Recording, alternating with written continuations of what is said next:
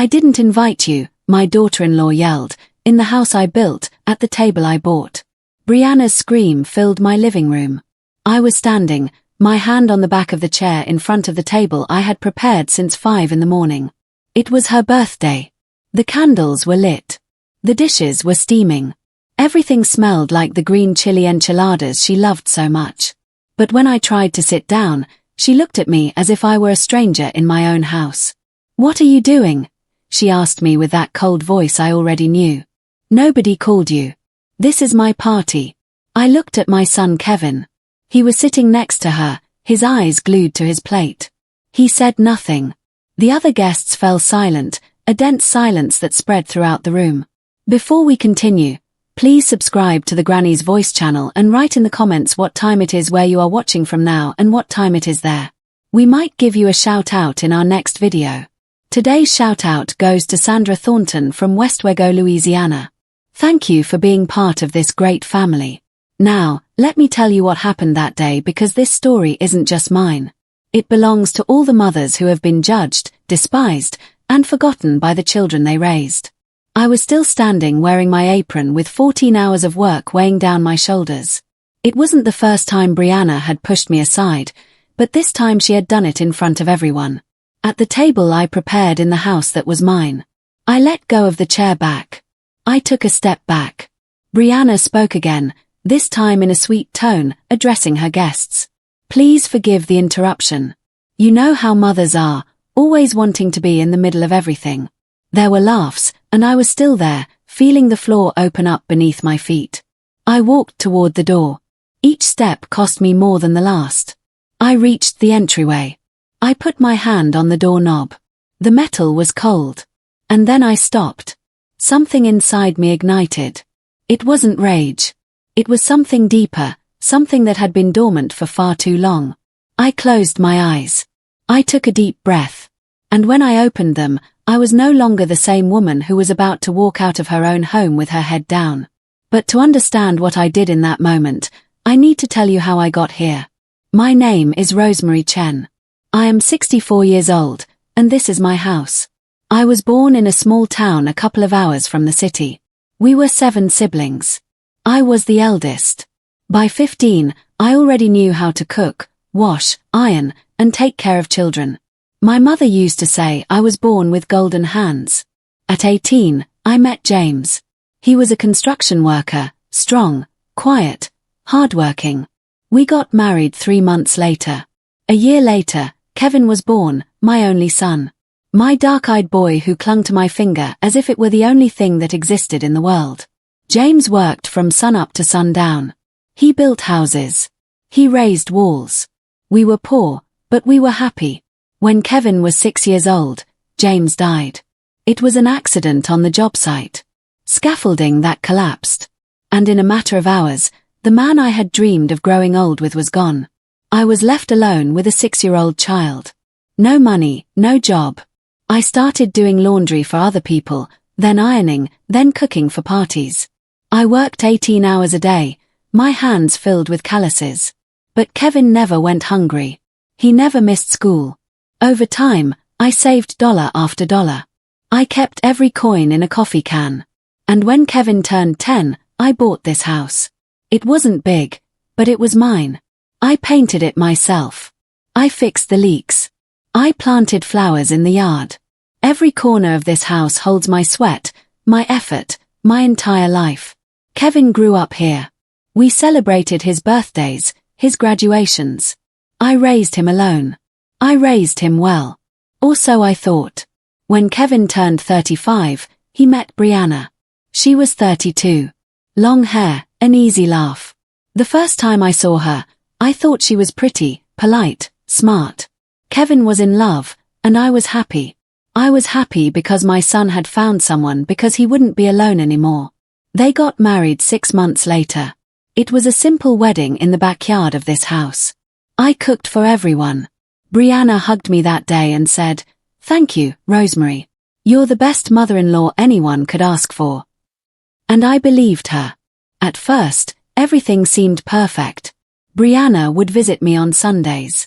She brought flowers. She helped me with the food. She asked me how my week had been. Kevin seemed happy, happier than I had seen him in years. I thought I would finally have the family I had always dreamed of. Not just my son, but a daughter, too. Someone to talk to. Someone to keep me company when Kevin wasn't around. How wrong I was. 6 months after the wedding, Kevin came to see me. It was a Tuesday afternoon. I was watering the plants in the garden. "Mom," he said, "I need to talk to you." I dried my hands on my apron and looked at him. He had that expression he used to get as a kid when he had done something wrong. "What's wrong, honey?" "Brianna and I are looking for an apartment," he said. "But the prices are really high, and with my salary, we can barely cover the basics." I nodded. I knew life was hard. Everything was more expensive. Rent, food, utilities, and I asked, "We were thinking maybe we could stay here with you just for a little while until we can save up for a deposit on our own place." I stayed quiet, looking at my son, the boy I had raised alone, the man who was now asking me for help. How could I say no? "Of course," I said. "This is your house, Kevin. It always will be." Brianna arrived 2 days later with 3 suitcases. Kevin brought 4 boxes. They told me it would only be for 3 months, 6 at the most. I gave them my bedroom, the biggest one, the one with the private bathroom. I moved into the small room, the one I used to use for storage. "It's temporary," I told myself as I arranged my things in the new space. "It's just a few months," but the months passed, and they were still there. At first, Brianna was kind. She helped with the dishes. She asked if I needed anything from the store. She even cooked every once in a while. But little by little, things started to change. First, it was small, subtle comments. "Rosemary, do you always leave the pots there? They're just kind of in the way. Don't you think it would be better if we put the table on the other side? It would look more modern." "Oh, that tablecloth is so old, isn't it? I have a new one I brought. We could use that." I nodded. I moved the pots. I changed the table's position. I put away my tablecloth. Then came the bigger changes. One day, I came home from grocery shopping and found that Brianna had rearranged all the furniture in the living room. The wooden rocking chair that James had given me when Kevin was born was gone. "Where's my rocking chair?" I asked. "Oh, that old thing," Brianna said without looking up from her phone. "I put it in the garage. It didn't match anything. I bought a new sofa. Much nicer, you'll see." I felt a knot in my throat, but I said nothing. James's rocking chair ended up covered in dust in the garage. Next was the kitchen. Brianna said it needed an update, that the tiles were ugly, that the sink was too scratched. Kevin hired a contractor. They changed everything. They put in grey subway tiles, a stainless steel sink, white cabinets. I didn't recognize my own kitchen. "It looks amazing, right?" Brianna said to me. "Now it actually makes you want to cook in here." But she never cooked. I was still the one who made breakfast, lunch, and dinner. The one who washed the dishes, the one who cleaned. The months turned into a year, and they still weren't looking for an apartment. One day, I dared to ask, "Kevin, have you seen any places?" My son looked at me uncomfortable. "Mom, it's tough out there. Prices keep going up. Besides, Brianna says we're fine here. Why waste money on rent when we can save?" Save. That was the word they used. But I didn't see them saving anything. Brianna bought new clothes every week. Kevin traded in his car. They went out to dinner on weekends. Meanwhile, I kept working. I washed their clothes. I cooked for them. I cleaned up their messes. And little by little, I became invisible in my own house. They no longer asked me if I wanted to watch a certain show on television. They just put it on. They no longer told me if they were going to be late. They just didn't show up. They no longer included me in their plans. I was the one who opened the door when they arrived. The one who heated up their food. The one who stayed up waiting, but nobody saw me. One day, Brianna invited her friends over. They were 4 women I didn't know. They arrived laughing with bottles of wine with loud music. I was in the kitchen preparing dinner when one of them walked in. "Are you Kevin's mom?" she asked me. "Yes," I replied. "Oh, that's great that Brianna has you here to help her with the house," she said. "She's so lucky." I stayed quiet, watching her get water from the refrigerator and go back into the living room. Me helping her. This was my house. My house. But nobody remembered that anymore. I couldn't sleep that night. I lay in my bed, staring at the ceiling, listening to the laughter coming from the living room. From my living room, laughter from women I didn't know, drinking wine from glasses I had washed that morning, sitting on furniture I hadn't chosen. I got up at 3 o'clock in the morning. I went to the kitchen. The empty bottles were on the table. Dirty plates were piled in the sink. Bread crumbs all over the floor. Wine stains on the new tablecloth Brianna had bought. I started cleaning in silence in the dark like always. When I finished, it was already 5. I made myself a coffee and sat by the window. Outside, the sun was starting to rise. The first light of day filtered through the curtains Brianna had changed last month. Grey curtains that made everything look darker. I drank my coffee slowly, looking at the garden I had planted myself. The roses that grew by the fence. The lemon tree I had planted when Kevin was little. Those trees knew me. Those flowers knew who had cared for them all these years. But inside the house, I was a stranger. Brianna woke up around noon. She came into the kitchen in her pajamas, her hair a mess, yawning. "Did you make coffee?" she asked me. "Yes, it's in the pot." She poured herself a cup, sat at the table, checked her phone. "Did you clean up everything from last night?" she asked without looking up. "Yes, great. My friends left a horrible mess." She took a sip of coffee. "Hey, Rosemary. I'm going out today with some colleagues from work. We're going shopping. I'll be back tonight. Leave some dinner for Kevin. Okay. Don't let him go hungry." She didn't ask if I had plans. She didn't ask if I needed anything. She just gave me orders in my own house. "Okay," I said. Brianna finished her coffee, got up, and left. She didn't even put the cup in the sink. She left it there on the table with the coffee ring staining the wood. I washed the cup. Like always, Kevin got home from work at 7.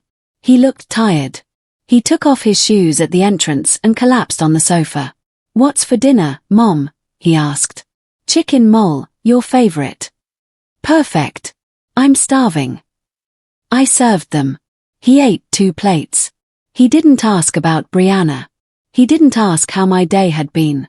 He just ate, watched television, and went to sleep. I stayed in the kitchen washing dishes, cleaning the stove, putting away the leftovers. When I finished, it was almost 10 o'clock at night.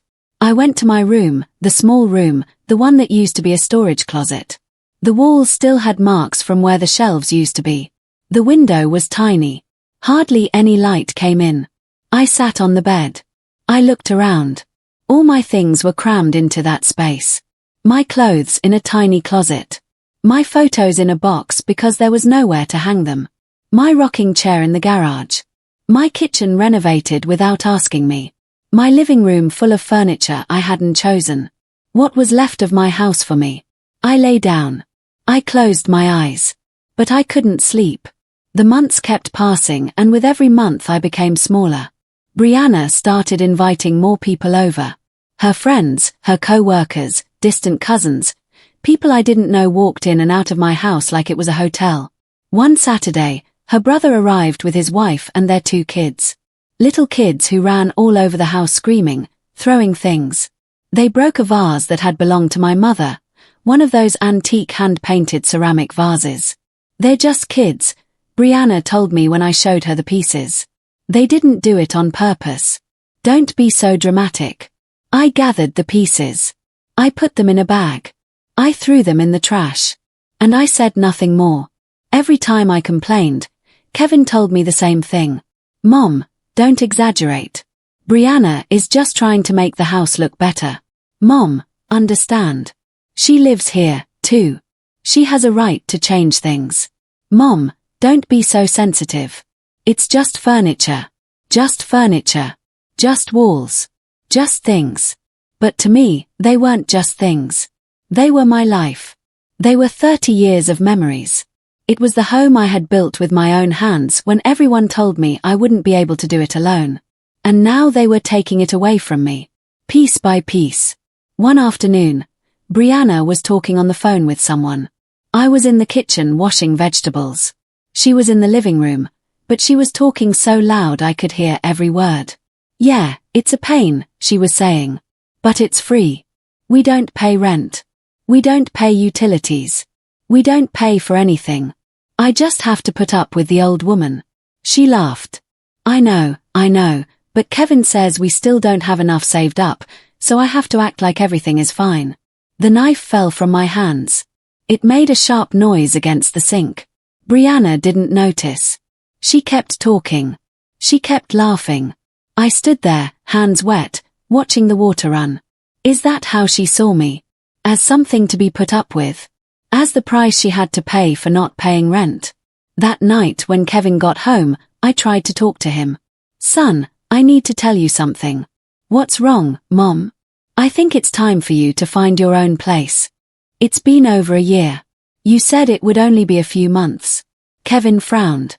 Mom, we've talked about this. It's hard out there. But I stopped.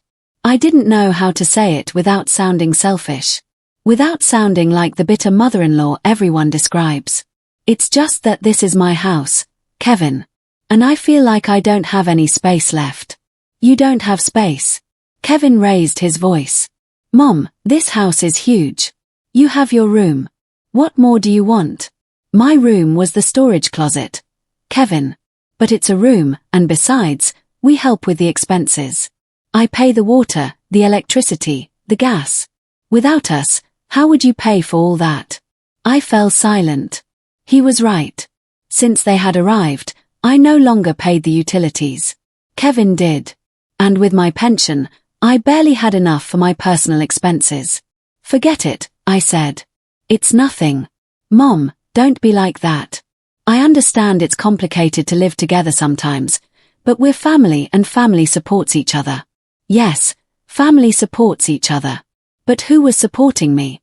The weeks kept passing and I kept getting smaller, more invisible. I no longer cooked what I wanted. I cooked what Brianna asked for. I no longer watched my shows on television. I watched what they put on. I no longer invited my friends over because Brianna always had people at the house and there was no room for mine. Linda, my neighbor, came to visit me from time to time. She was a woman my age, a widow, too, who lived alone in the house next door. We had been friends for years. One day, she came over for coffee. She sat in the kitchen with me. She looked around. You changed the kitchen? She asked. Brianna changed it. Ah. Linda took a sip of coffee. And what do you think? I shrugged. It's fine. More modern. Linda looked at me with those eyes that knew me too well. Rosemary, are you okay? Yes. Why? I don't know. You seem different. Quieter, sadder. I'm just tired, that's all. Tired of what? You don't work like you used to. It was true. Since Kevin and Brianna arrived, I no longer did laundry for others. I no longer cooked for events. They had told me it wasn't necessary anymore, that they supported me, that I could finally rest. But it wasn't rest I felt. It was uselessness.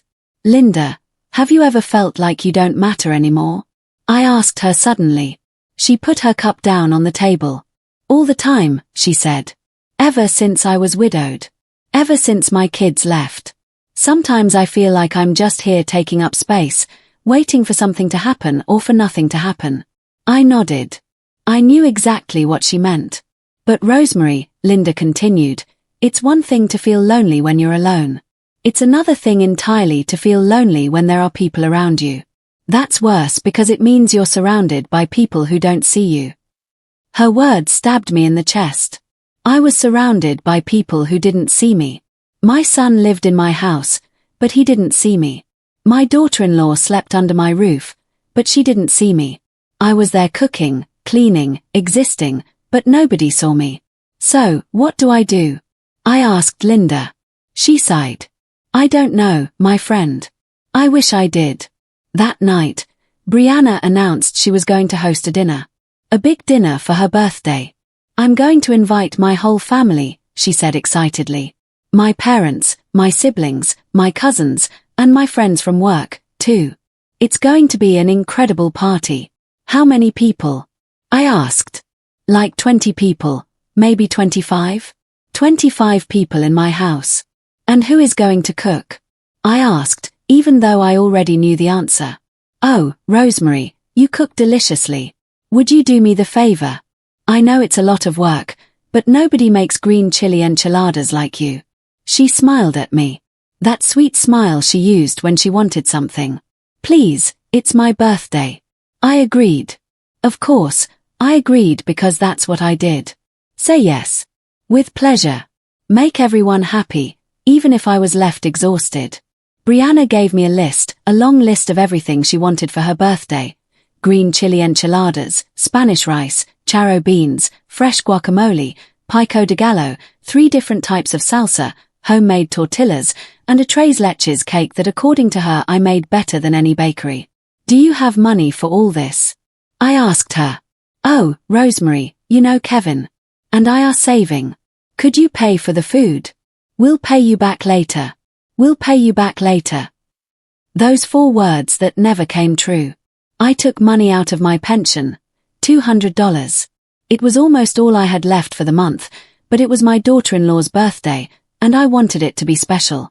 I still had that foolish hope that if I was kind, if I gave more, if I tried harder, she would start to see me, to respect me, to like me a little. I went to the market alone. I bought everything on the list, the reddest tomatoes, the freshest chilies, the most tender chicken, the perfect avocados. I carried the bags back home. My arms hurt, my back hurt, but it didn't matter. I got home and started preparing everything. It was 3 o'clock in the afternoon the day before the party. Brianna was in the living room watching television with freshly painted nails. Do you need help? She asked without looking up from the screen. No, don't worry. I can manage. Great. I just got my nails done and I don't want to ruin them. I spent the whole afternoon cooking all night. Brianna went to bed at 11. Kevin didn't even come home for dinner. He was working late, he told me in a text. I stayed there chopping onions, boiling chicken, grinding chilies. My eyes burned. My hands smelled like garlic and cilantro. My feet ached from standing so long. At 2 o'clock in the morning, I finished the enchiladas. I put them in the refrigerator. I cleaned the kitchen. And then I started on the cake. The tres leches cake was complicated. You had to bake the sponge cake, prepare the milk mixture, let it soak well, make the meringue. It was a long process, but I had done it 1,000 times. For Kevin's birthday when he was little. For family parties. For every special occasion. I put the sponge cake in the oven. I sat at the kitchen table. I waited. The clock said 3 o'clock in the morning. The house was silent. The only sounds were the hum of the refrigerator and the tick-tock of the wall clock. That clock I had bought at the market when I moved into this house. That clock that had watched Kevin grow up, that had marked every moment of my life here. I poured myself a glass of water. I looked around. The kitchen no longer looked like mine. The grey tiles, the white cabinets, so cold, so impersonal. This kitchen used to be yellow, a soft yellow, like the morning sun. James had painted it when we moved in. He said he wanted me to cook in a cheerful place, a place full of light. Now everything was grey. The oven timer went off. I took out the sponge cake. I let it cool. I prepared the milk mixture. I poured it all over the cake. I put it in the refrigerator. It was 4:30 in the morning. I went up to my room. I lay down with my clothes on. I closed my eyes, but I couldn't sleep. My mind was racing, thinking about everything I still had to do. The rice, the beans, the tortillas, the guacamole. At 5, I got up. I changed my clothes. I went back to the kitchen. I started the rice, then the beans. I put on some quiet music on the radio. Old songs I used to listen to with James. Songs that reminded me of simpler times. At 8 o'clock in the morning, Kevin came down for breakfast. Good morning, Mom. You've been up for a long time. A little while. He poured himself coffee, sat at the table, looked at everything I had prepared. This looks delicious. Brianna is going to be so happy. I hope so. Mom, thanks for doing all this. I know it's a lot of work. I nodded. I waited.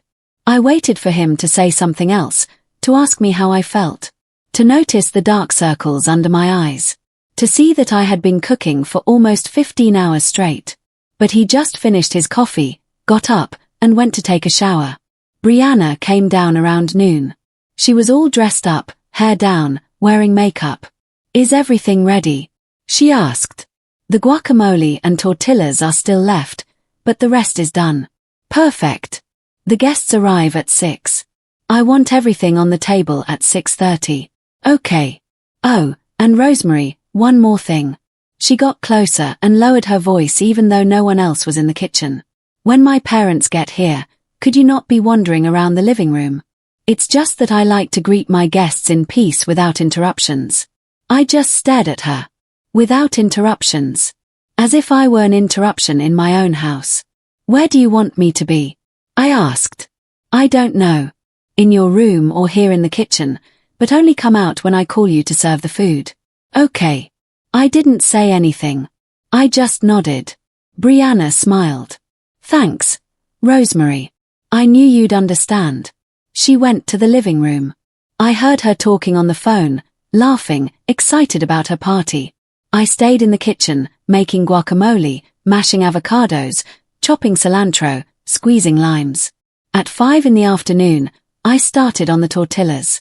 I made them by hand, one by one. The dough between my fingers, the hot griddle, the smell of corn filling the kitchen. I made 40 tortillas. My hands were tired. My fingers ached, but I kept going because everything had to be perfect. At 6 o'clock, the guests started to arrive. I heard the voices from the kitchen. Laughter, greetings. The sound of the door opening and closing. Brianna greeted everyone. I could hear her voice. Happy, grateful. So glad you came. Come in. Come in. This is my house. Welcome. My house. Those 2 words pierced my chest like needles. I stayed in the kitchen finishing the last details, putting everything on platters, garnishing the dishes. At 6:30, Brianna peeked her head through the door. Everything's ready, right? Yes. Perfect. Start bringing out the food. I started carrying the platters to the table one by one. The enchiladas, the rice, the beans, the salsas, the tortillas. Every time I entered the dining room, the guests looked at me as if I were part of the catering staff. No one said hello. No one asked me my name. Brianna was sitting at the head of the table in my spot. In the spot where I always sat, the spot from which I had watched Kevin grow up, from where I had shared thousands of meals with James. But now it was hers. I finished putting all the food on the table. I went back to the kitchen. I stood there looking through the pass-through window into the dining room, watching them eat, watching them laugh, watching them enjoy the food I had prepared with my own hands. Kevin was sitting next to Brianna. He looked happy, happier than I had seen him in months. Brianna raised her glass. I want to make a toast, she said. Everyone quieted down. Thank you for coming to celebrate with me.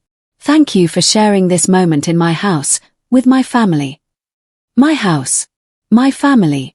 I no longer existed. The guests clapped. They clinked their glasses. They kept eating. I stayed in the kitchen, sitting on a small stool by the sink, staring at the floor. The tears wanted to come out, but I held them back. I wasn't going to cry. I wasn't going to give them that satisfaction. Half an hour passed. The plates were almost empty. Brianna came back to the kitchen. You can bring out the cake now, she said. I got the cake from the refrigerator. It was beautiful, perfect with the white fluffy meringue. Brianna had bought candles with the number 32. I put them on the cake. I lit them. I carried the cake to the dining room. Everyone started to sing the happy birthday song, the song I sang to Kevin every birthday when he was little. But now they were singing it for her. I put the cake in front of Brianna. She smiled, closed her eyes, made a wish. She blew out the candles. Everyone clapped. Cut it, someone shouted. Brianna took the knife. She cut the first piece. She tried it. "It's delicious," she said. "Rosemary, you did an incredible job." Everyone turned to look at me as if they were just noticing I was there. "Thank you," I said softly. "Serve everyone, will you?" Brianna told me. I started cutting the cake, serving the plates, passing them out one by one. No one thanked me. They just took their plates and kept talking. When I finished, I counted the remaining pieces. There were 6 left, 1 for each person at the table, just enough. I had made the perfect cake. I had calculated the portions exactly, but I hadn't set aside a slice for myself. I went back to the kitchen. I sat down. I listened to the laughter, the conversations, the sound of forks against plates. I felt empty as the plates they were filling. 2 hours passed. The guests were still there eating, drinking, laughing. I washed all the dirty dishes that were piling up. I cleaned the splatters on the stove. I put away the leftover food. At 10 o'clock at night, I decided it was enough. I was tired, exhausted. I wanted to go to my room, lie down, disappear. But before I left, I wanted to sit just for a moment at my own table in my own house. I left the kitchen. I walked to the dining room. Everyone was still there. There was one empty chair, just one. At the end of the table, I approached it. I put my hand on the back. I was going to sit down just for a moment, just to feel like I still belonged somewhere. And then I heard her voice. "Get out of here. I didn't invite you." Brianna's scream filled the dining room. Everyone went silent. All eyes were fixed on me. I froze. My hand still on the back of the chair, my heart pounding in my chest. Brianna was looking at me with fury, with contempt, like I was trash. "What are you doing?" she asked me in a cold voice. "This is my party. I decide who comes and who doesn't, and you are not invited." I felt the floor move beneath my feet. The voices around me became a distant buzz. I could see the guests' mouths moving, but I heard nothing. Only the sound of my own heart thumping in my ears. I looked at Kevin. He was sitting there, his fork halfway between his plate and his mouth, completely frozen. His eyes met mine for a second, just 1 second, and then he looked down. He looked down as if he couldn't hold my gaze. As if seeing me hurt him. Or even worse, as if seeing me embarrassed him. I waited. I waited for him to say something, to stand up. To tell his wife that this was my house, that I had cooked every dish they were eating, that I had spent $200 of my pension, that I had been working for 18 hours to make this party perfect. But he said nothing. Brianna kept staring at me with those cold eyes, waiting, enjoying the moment, savoring my humiliation as if it were part of the dessert. One of her friends, a woman with short hair who had arrived with a bottle of wine, cleared her throat uncomfortably. She looked down at her plate. Another guest, an older man who must have been Brianna's father, picked up his glass and drank slowly, avoiding my eyes. No one said anything. No one defended me. They didn't even look at me with compassion, just with discomfort, as if I were the one doing something wrong, as if I were the one who had ruined the party. I let go of the chair back. My fingers were shaking. My whole body was shaking, but not from fear, not from sadness. Something deeper was waking up inside me. Something that had been dormant for far too long. I took a step back, then another. The sound of my shoes on the hardwood floor echoed in the absolute silence that had fallen over the dining room. Brianna smiled, a small, almost imperceptible smile. But I saw it. I saw it perfectly. It was the smile of someone who had just won, of someone who knows they have all the power. She turned to her guests and her expression changed completely. Now it was sweet, understanding, almost pitying. "Please forgive this awkward moment," she said in a soft voice. "You know how older people can get. Sometimes they get confused. They lose track of things a bit. My mother-in-law is a wonderful woman, really, but lately she's been a little disoriented. The poor thing. There are days when it seems like she doesn't quite understand where she is or what's happening around her." The words fell on me like stones, each one heavier than the last. Disoriented. Confused. The poor thing. She was telling everyone that I was losing my mind, that I was a senile old woman who didn't understand things. And the worst part is that some of them nodded. They nodded with that expression of false sympathy that people put on when they talk about someone who is no longer all there. "It must be hard for you," said one of the guests, a young woman with big earrings. "Taking care of someone who's losing their memory. What a heavy burden." "It's complicated," Brianna replied with a dramatic sigh. "But she's family. You do what you have to do, even if it's exhausting sometimes. There are days I have to repeat things to her 5 or 6 times, and other times she gets stubborn, insists on things that aren't true, but well, it's part of the process. They say it's normal at this age." I stood there listening to them talk about me as if I weren't present, as if I were a piece of furniture, an object with no feelings, no dignity. Kevin still wasn't looking at me. His eyes were still glued to his plate, pushing the crumbs of cake from one side to the other with his fork. I walked to the kitchen. Each step took an enormous effort. My legs felt heavy, as if I were walking through water, as if my whole body were fighting against an invisible current that wanted to drag me down. I reached the kitchen. I leaned against the sink. My hands were shaking so much I had to grip the edge to keep from falling. I closed my eyes. I breathed deep. The air came in ragged, painful gasps. Behind me, in the dining room, the conversations had resumed.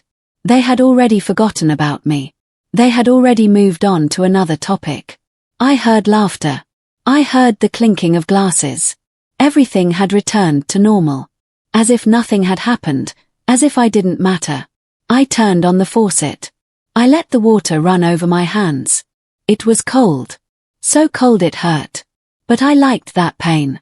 It made me feel like I was still alive, like I could still feel something. I looked out the window. It was dark outside. The lights in Linda's house were on. I could see her silhouette moving behind the curtains. She was probably getting ready for bed. Alone in her house.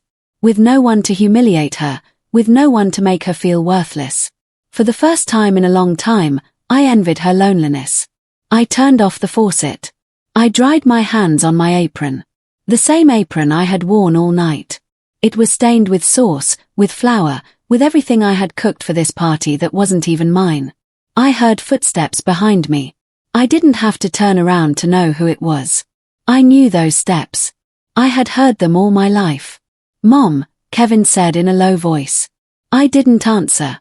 I kept looking out the window, looking at the lights of Linda's house, wishing I were anywhere but here. "Mom, don't be like this," he continued. His voice sounded tired, annoyed, as if I were the one causing problems. "Brianna didn't mean to offend you. It's just this is her party, her birthday. She has the right to decide who sits at the table." I turned around slowly. I looked at him. At my son, the child I had carried in my arms. The child I had raised alone after his father died. The child I had worked 18 hours a day for. The child I had given up everything for. "Her right?" I asked. My voice came out stronger than I expected. "In my house, Kevin?" Kevin sighed. He ran his hand through his hair. That gesture he made when he was frustrated. "Mom, we've talked about this. This house belongs to everyone now. We live here. We pay the utilities. You can't keep acting like it's only yours. Things have changed. You have to accept it. You have to adapt to the new family dynamic. Brianna and I are a marriage. We are a unit. And when she makes a decision about the house, about gatherings, about anything, I support her. That's how relationships work. That's how marriage works." Every word was a blow. But they didn't hurt me like they used to. Something inside me had hardened. Something had broken in a way that could no longer be fixed. "I cooked everything," I said. "I spent $200 of my pension. I stayed up all night. I worked 18 hours to make this party perfect, and I couldn't even sit at the table. I couldn't even eat a piece of the cake I made. And you're telling me I have to accept it, that I have to adapt?" Kevin avoided my gaze. "Nobody asked you to spend so much. Nobody asked you to cook all that. You decided to do it.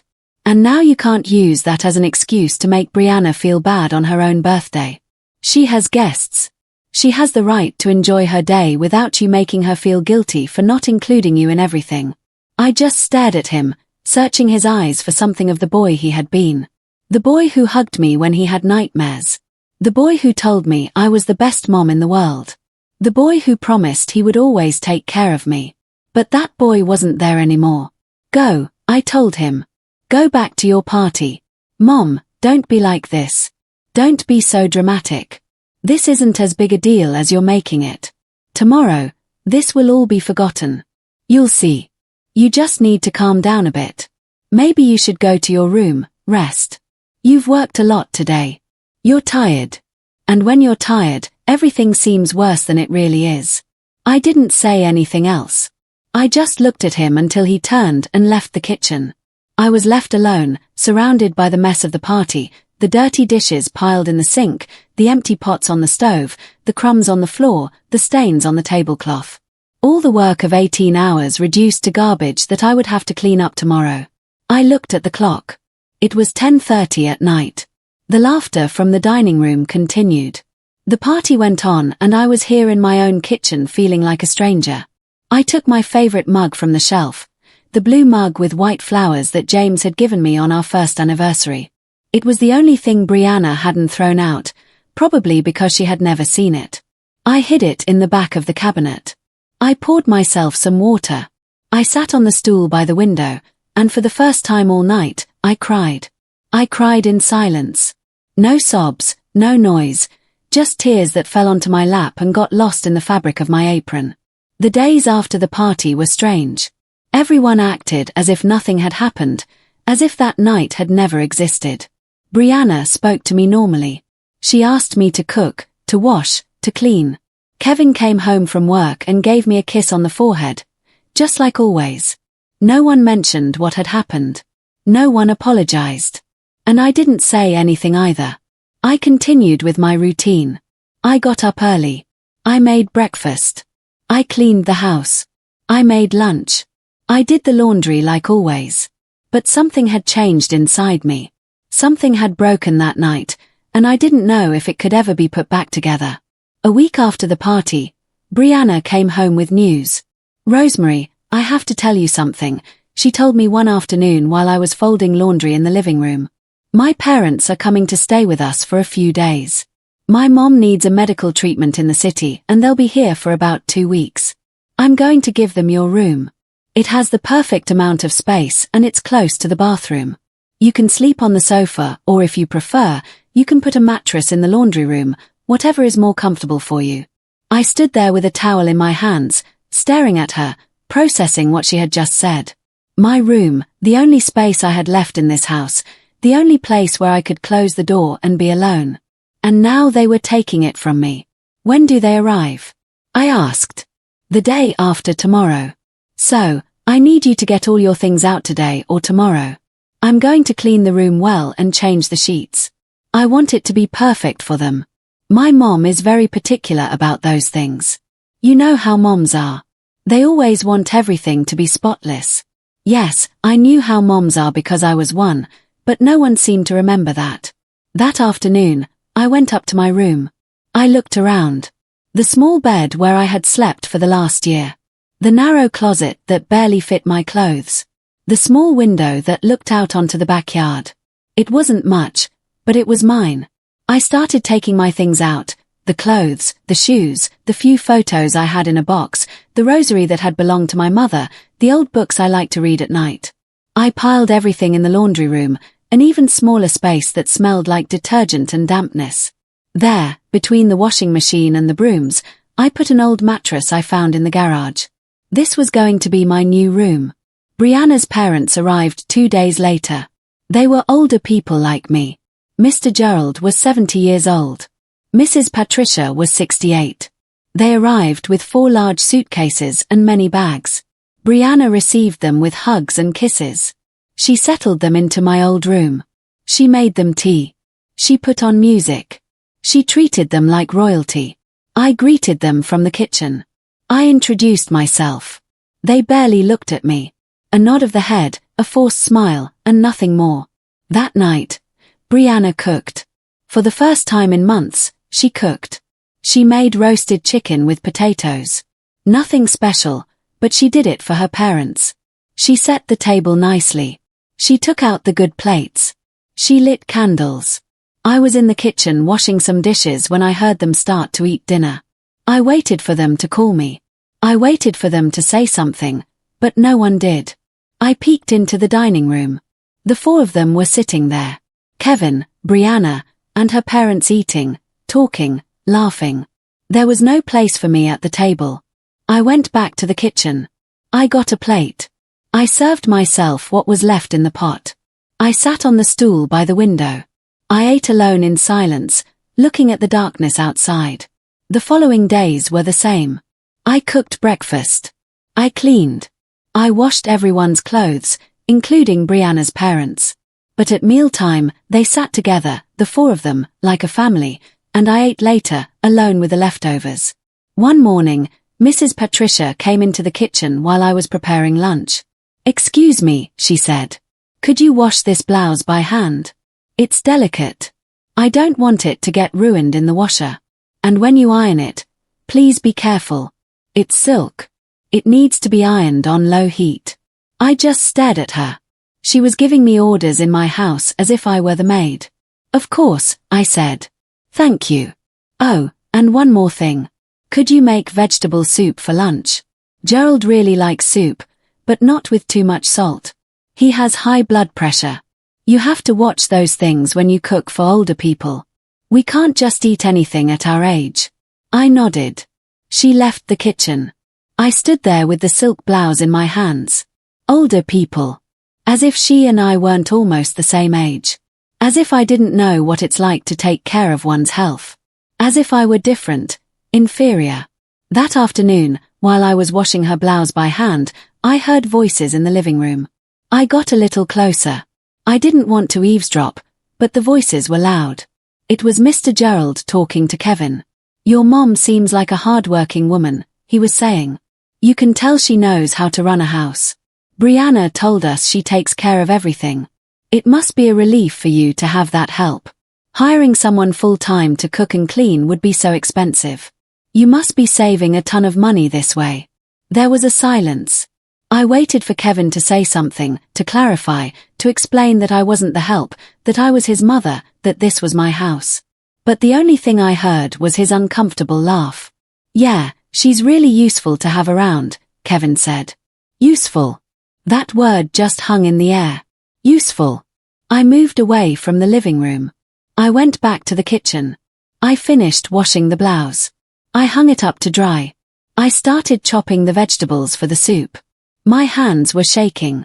The knife was slipping. I had to stop, breathe, tell myself that nothing was wrong, that everything was fine. But it wasn't fine. Nothing was fine. Brianna's parents stayed for the full 2 weeks.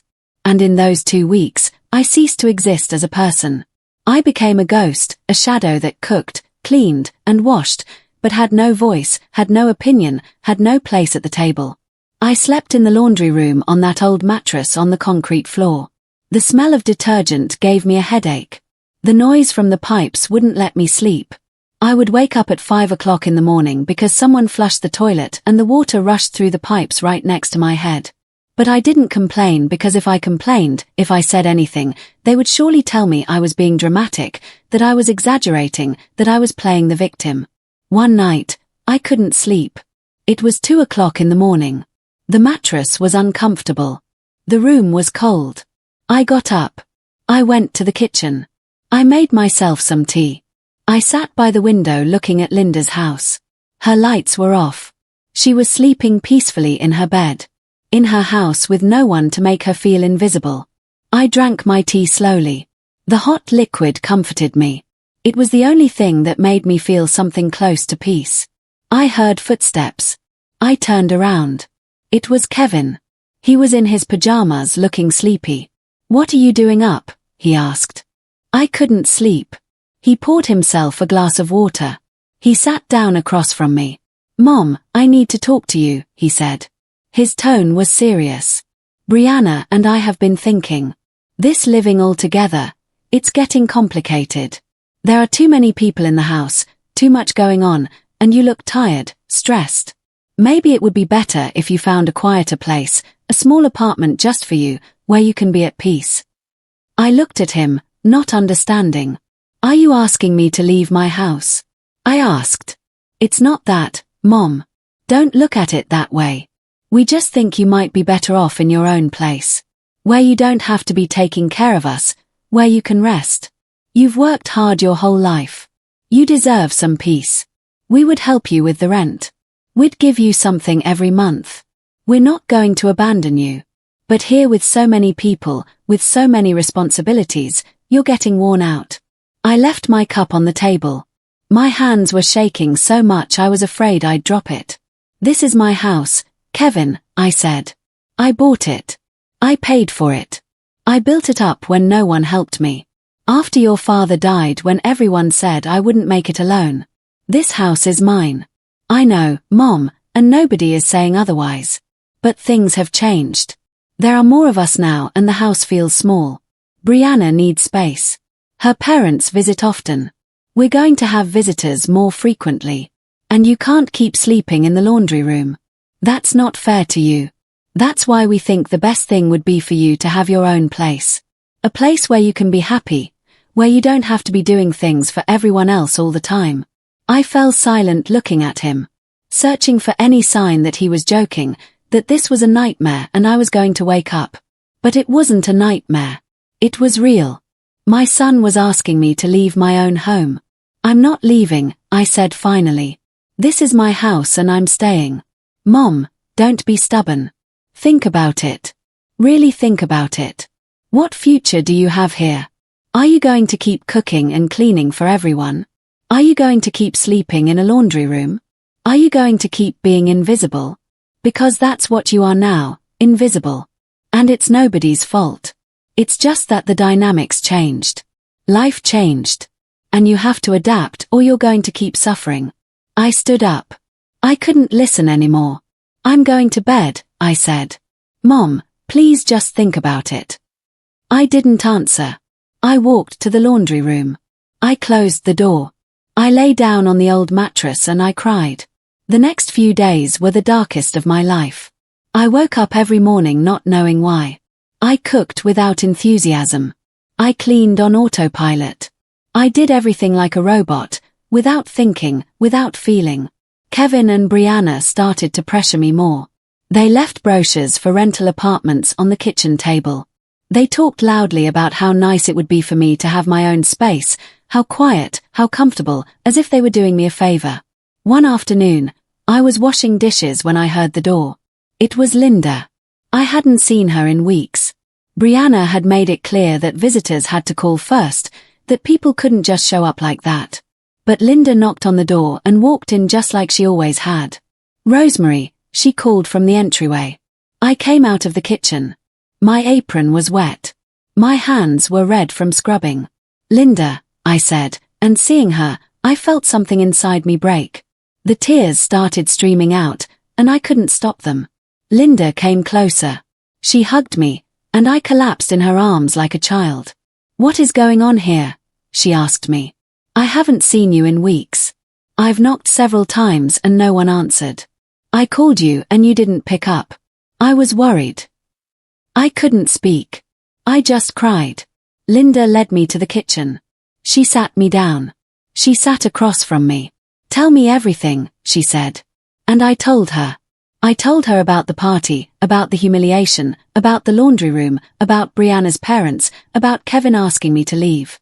I told her everything while the tears wouldn't stop falling.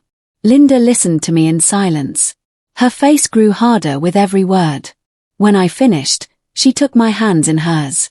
Rosemary, this is not right, she said. This is abuse. Don't you see it? They are mistreating you in your own home. They are making you believe that you are the problem. But you're not. They are the problem. And you have to do something before they take everything from you.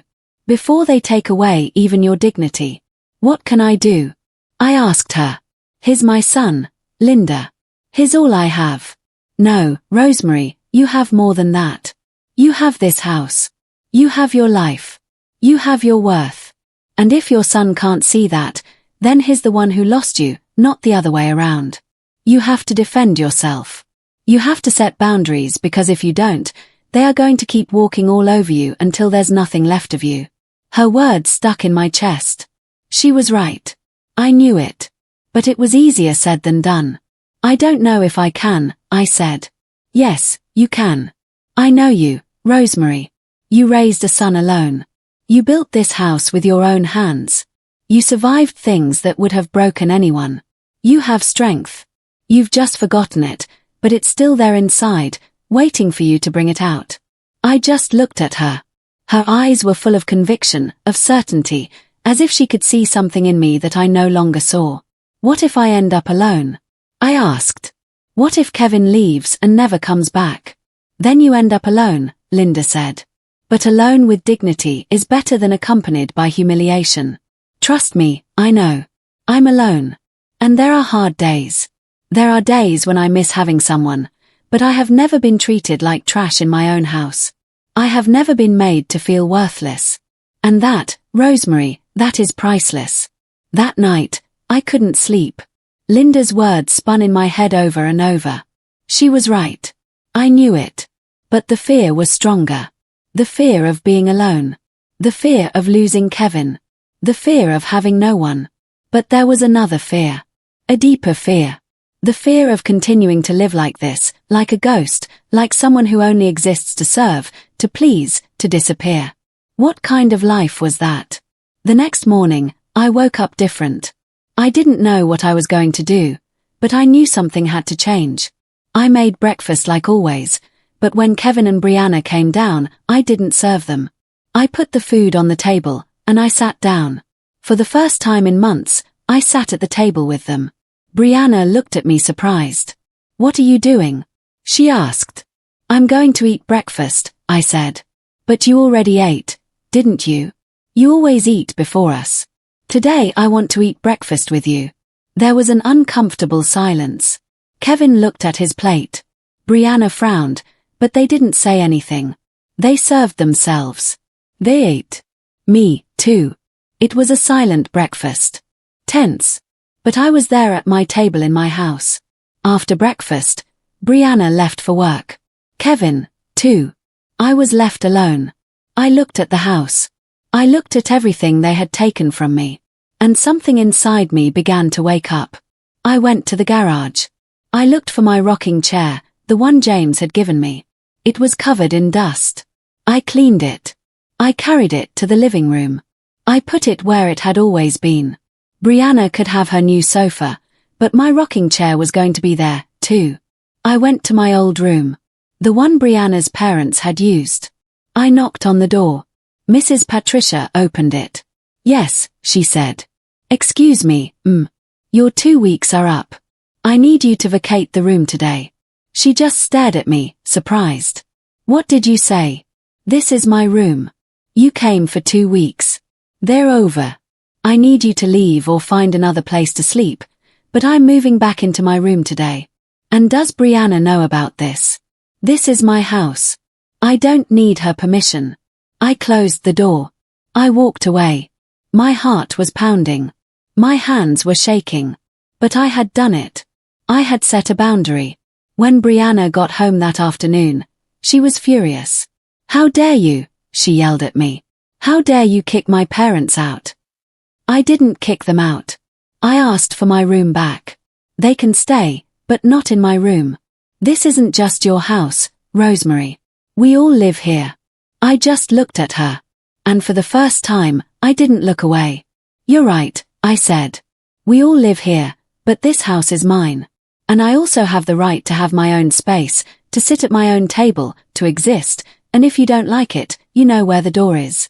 Brianna was speechless. Kevin, too. Neither of them expected that from me. That night, I slept in my room, in my bed. For the first time in weeks, and even though the silence in the house was tense, even though I knew this was just the beginning, I felt different. I felt alive. The days that followed were a quiet war. Brianna wouldn't speak to me. When I entered a room, she left.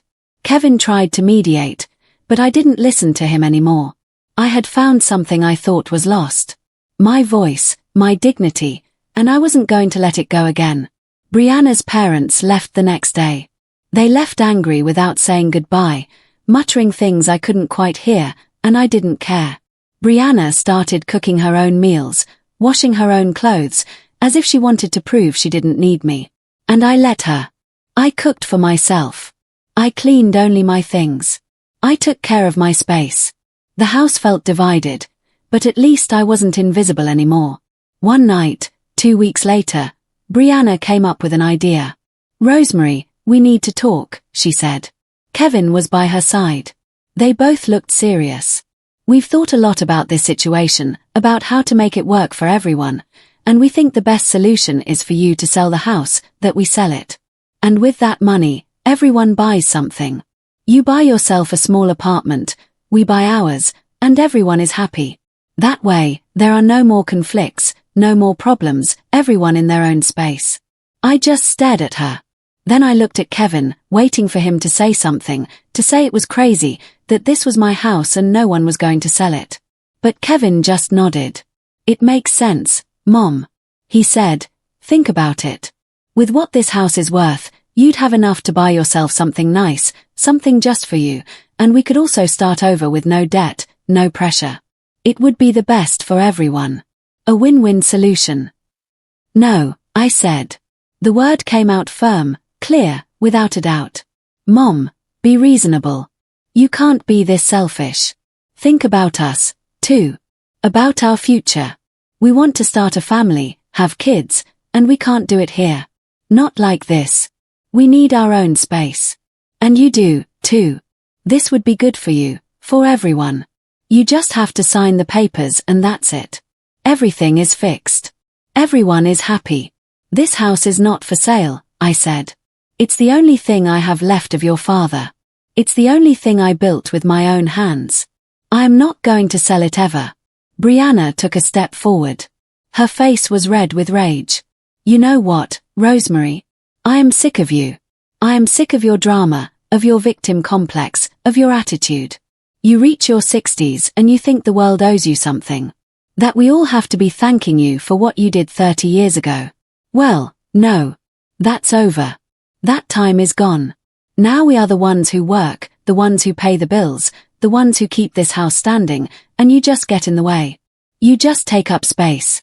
You just make our lives impossible with your bitter old woman whims." Every word was a slap. But they didn't hurt me like before. Because now I saw them clearly. I saw the truth behind each one. "If I bother you so much," I said calmly, "you know where the door is. No one forced you to stay. No one is holding you here. This is my house. And if you don't like it, you can leave. But I'm staying." Brianna laughed a bitter laugh. "Your house, please. This house isn't yours anymore. You don't pay for anything. We pay for everything. The electricity, the water, the gas, the internet, everything. You just live here for free. So don't come acting like the owner when you haven't contributed anything in months. If it weren't for us, they would have cut off all your utilities by now. You'd be living in the dark without water, without anything. So, a little gratitude wouldn't kill you." Kevin said nothing. He just stared at the floor, letting his wife destroy me with words without defending me, without protecting me. "Tomorrow," Brianna continued, "I'm bringing a real estate agent. He's going to appraise the house. He's going to see what it's worth and we are going to start the sale process with or without your permission because legally if Kevin lives here, he has rights, too. So, either you cooperate and this gets done the easy way or we do it the hard way, but it's going to get done one way or another." She turned and left. Kevin looked at me for a moment. There was something in his eyes, something like guilt, but it wasn't enough to make him speak, to make him defend me. He followed her. I was left alone in the living room, surrounded by silence, surrounded by the walls I had painted myself. The floor I had cleaned 1,000 times myself. The memories of a lifetime. I wasn't going to let them take this from me. I wasn't going to allow it. That night, I called Linda. I told her everything. She was there in 20 minutes. "Rosemary, you have to act now," she said, "before it's too late. You need to talk to a lawyer. You need to protect your house. This house is in your name, right?" "Yes. Only in my name." "Then they can't sell it without your consent. It doesn't matter what they say. It doesn't matter that they pay the utilities. The house is yours. But you have to be sure. You have to get everything in order before they try something. There are people who forge signatures, people who do horrible things for money. And from what you're telling me, Brianna is capable of anything. She was right. I knew it. The next day, while Brianna and Kevin were at work, I went out. I went downtown. I found a lawyer. I told him my situation. He explained my rights. He told me the house was mine, that no one could force me to sell it, that no one could kick me out. He helped me prepare documents to protect my property. When I got home, I felt different, stronger, more secure. That afternoon, just as she had said, Brianna arrived with a man, a real estate agent. He had his briefcase, his professional smile. "Rosemary, this is Mr. Lawson," Brianna said. "He's going to look at the house. He's going to take pictures. He's going to do the appraisal." "No," I said. "He's not going to do any of that because this house is not for sale." "Mom, don't start," Kevin said. "We already talked about this. And I already said no. This house is mine. Mine alone, and it is not for sale. Mr. Lawson, I appreciate you coming, but it won't be necessary. You can leave." The man looked at Brianna, then at Kevin, confused. "The house isn't in your names?" he asked. "It's in her name," Brianna admitted through gritted teeth. "But she's in agreement. It's just that she gets a little confused sometimes. She's older. You know how it is." "I am not confused," I said firmly. "I am perfectly lucid, and I am telling you that this house is not for sale. Not now, not ever. So, you can leave." Mr. Lawson looked at his briefcase. He cleared his throat. "Well, if the owner doesn't agree, I can't do anything. I'm sorry. I can't work on a property without the owner's consent. It's illegal. So, I think it's best if I go. You all need to resolve this among yourselves first." He left. Brianna was furious. Her eyes were shooting fire. "What did you do?" she asked me. "I protected what's mine. This isn't going to end here, Rosemary. I swear to you, you are going to regret this. You are going to see what it's like to be left alone with no one, with nothing. Because that's what's going to happen. Kevin and I are going to leave. And you're going to be left here alone in this empty house without family, without anyone to visit you, without anyone who loves you. Is that what you want? To die alone?" I looked her in the eyes without fear, without doubt. "If it means keeping my dignity," I said, "then yes, I'd rather die alone." The weeks that followed were the most tense of my life. Kevin and Brianna stopped speaking to me completely. They came in and out of the house as if I didn't exist. They ate out. They came home late. They locked themselves in their room. The house was full of people, but I had never felt so alone. But it was a different kind of loneliness. It wasn't the loneliness of feeling invisible. It was the loneliness of having chosen myself, and that in some strange way gave me peace. Linda came to visit me every day. We drank coffee. We talked. She reminded me that I had done the right thing, that I had the right to defend what was mine. One night, 3 weeks after all this, I heard Kevin and Brianna arguing in their room. The walls were thin. I could hear every word.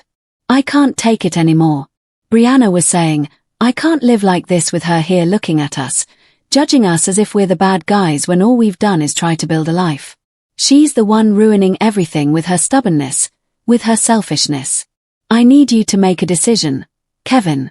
It's her or me. Because I can't go on like this. I am not going to keep living in a house where I'm not welcome, where I'm treated like an intruder." "Brianna, she's my mother," Kevin said. His voice sounded tired, defeated. "And I'm your wife. What am I to you? Don't I matter? Doesn't my happiness count? We've been living here for years. Years of putting up with it. Years of waiting for her to come to her senses. But she's not going to. She's going to keep clinging to this house until she dies. And in the meantime, what? We just stay here. Unable to live our lives. Unable to have kids because we don't have space. Unable to breathe because she's always there controlling everything." There was a long silence. "What do you want me to do?" Kevin finally asked. "I want you to make a decision. To choose, her or me. Because I can't anymore. I'm leaving, Kevin. With or without you, but I'm leaving. I already found an apartment. It's small, but it's ours.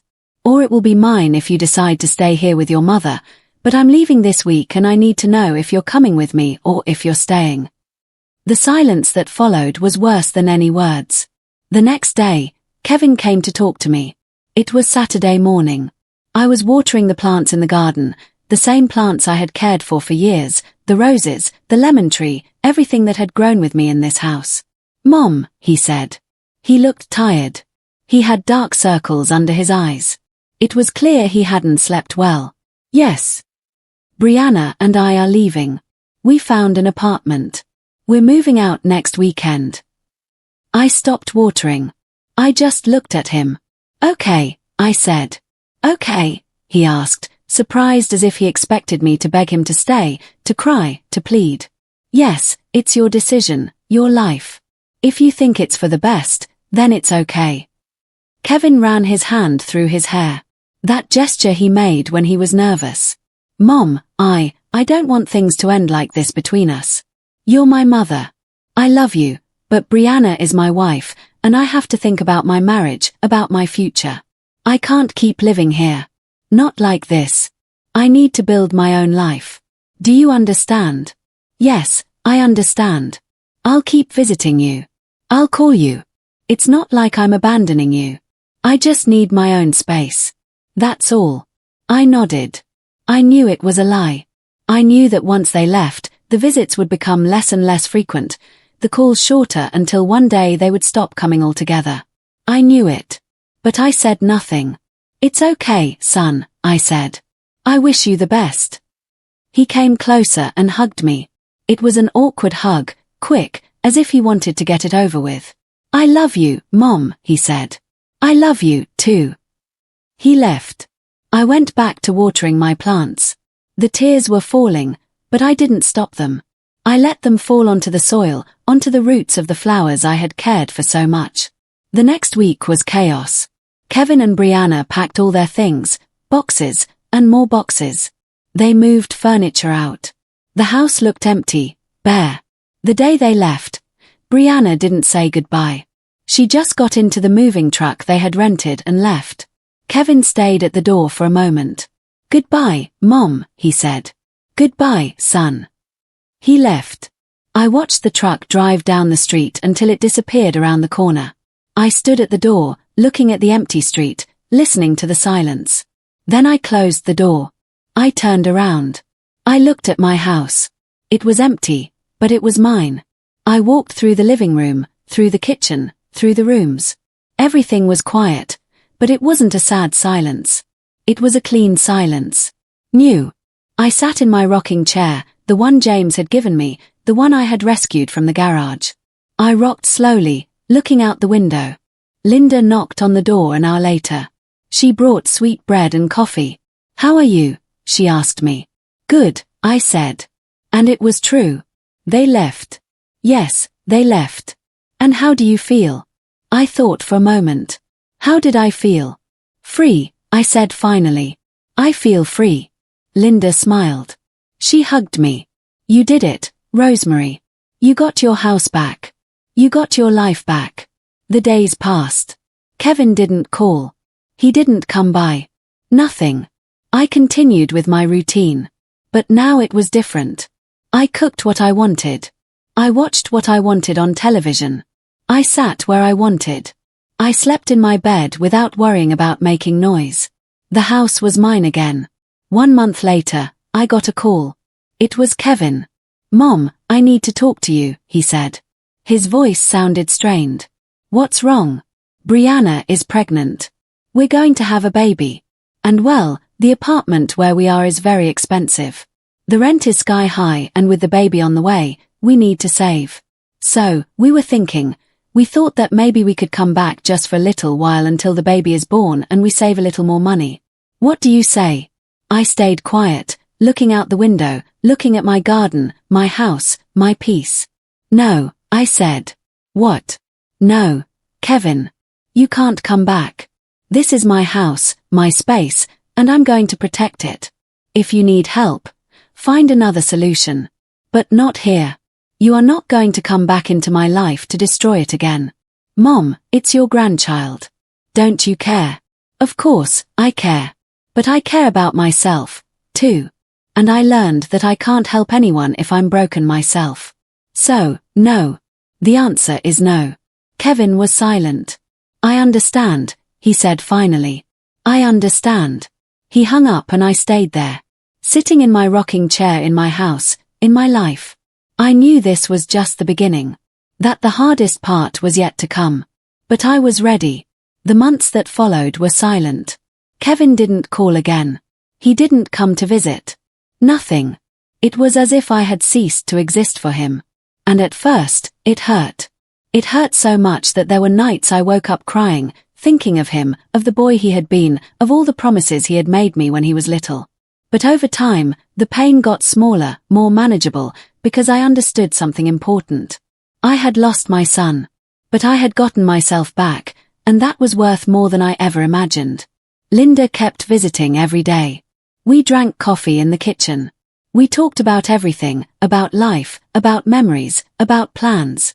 She helped me paint the kitchen. This time, I chose the color, a soft yellow, like it was before, like the one James had put up when we moved in. Little by little, the house felt like mine again. I reclaimed my rocking chair. I put my photos on the walls. I took out my mother's embroidered tablecloth and used it every Sunday. I planted new flowers in the garden. I cooked my favorite recipes. I watched my shows. I read my books. I lived. One afternoon, 6 months after Kevin left, I heard a knock on the door. It was a timid sound. Unsure. I opened it. It was Kevin. But he wasn't alone. He was holding a baby in his arms. A tiny little girl wrapped in a pink blanket. "Hi, Mom," he said. He looked tired, older. He had deep dark circles and his clothes were wrinkled. "Hello, Kevin. This is Rosemary, my daughter. I named her after you." I looked at the baby. She was beautiful. Her eyes were closed. She was sleeping peacefully in her father's arms. "She's precious," I said. "Can we come in?" he asked. "Just for a moment. I need to talk to you." I let him in. We sat in the living room, him with the baby in his arms, me in my rocking chair. "Brianna and I separated," he said bluntly. "She left 2 weeks ago. She said she couldn't take it anymore. That being a mother was too much. That she needed time for herself, that she wasn't ready. She left and left me alone with the baby. Well, just with me. And I don't know what to do, Mom. I don't know how to take care of her. I don't know how to give her what she needs. I work all day. I don't have anyone to help me. And I thought that maybe you." He stopped. Tears started to fall down his cheeks. "I thought maybe you could help me. I know I have no right to ask you for anything. I know I was a bad son. That I treated you horribly. That I let Brianna humiliate you. That I didn't defend you when I should have. I know all of it. And I'm sorry. I'm so sorry, Mom. But I need your help. This little girl needs her grandmother and I need my mother." I looked at him, at my son, the man who had broken my heart, the man who had expelled me from my own life. Part of me wanted to say yes. I wanted to take that baby in my arms. I wanted to help. I wanted to be the grandmother, the mother, the one I had always been. But another part of me, the part that had learned to value herself, the part that had fought to get her dignity back, knew that I couldn't go back to that place. "Kevin," I said slowly, "that baby is beautiful and I love her because she is my granddaughter. Because she has my blood, but I can't do what you're asking. I can't go back to being the one who sacrifices, the one who forgets about herself for others. I learned something these past few months. I learned that I matter too, that my life is also valuable, and that I can't help anyone if I'm broken myself. Mom, please just listen. I'm not saying I don't want to see my granddaughter. I'm not saying I don't want to be part of her life, but it has to be on my terms. With respect, with boundaries. You can visit me. You can bring her. I can watch her for a few hours if you need it. But I'm not going to be your lifeline. I am not going to let you come back into my life to destroy it again. If you want me to be here, you have to respect my space, my house, my peace." Kevin looked down. He nodded slowly. I understand, he said. You're right about everything and I'm sorry. I'm truly sorry. I know, I said. And I forgive you because you are my son and because life is too short to hold grudges. But forgiveness doesn't mean forgetting. It means learning. And I've learned. I've learned that I deserve respect, that I deserve love, that I deserve to exist. Kevin stood up. He gave me a kiss on the forehead. I'm going to do better, Mom. I promise. I hope so. He left. I stayed in my rocking chair, looking out the window, feeling something different in my chest. It wasn't pain. It wasn't sadness. It was peace. The days kept passing. Kevin started to visit once a week. He brought the baby. I held her. I played with her. I rocked her to sleep. But when they left, I went back to my routine, to my life, to my space. Linda visited me. Other friends from the neighborhood, too. I started going out more, walking in the park, going to the market, living without fear. One night, sitting in my rocking chair, looking at the stars through the window, I thought about everything that had happened. The humiliation, the pain, the fight, the victory. And I understood something. I hadn't won because I had kicked someone out. I hadn't won because I had fought. I had won because I had chosen myself. Because I had learned that loving others doesn't mean you stop loving yourself. Because I had understood that taking care of others doesn't mean neglecting myself. Because I had discovered that my life, my house, my peace were worth just as much as anyone else's. I looked around. My house was silent. But it was a full silence, full of dignity, full of respect, full of self-love. I got up from the rocking chair. I went to the kitchen. I made myself a tea. I sat by the window. Outside, the moon was shining. The stars were twinkling. The night was calm. And so was I. For the first time in years, I felt that I was exactly where I was supposed to be. In my house, in my life, in my peace. I had gotten back everything they had taken from me. But above all, I had gotten myself back. And that was the only thing that really mattered.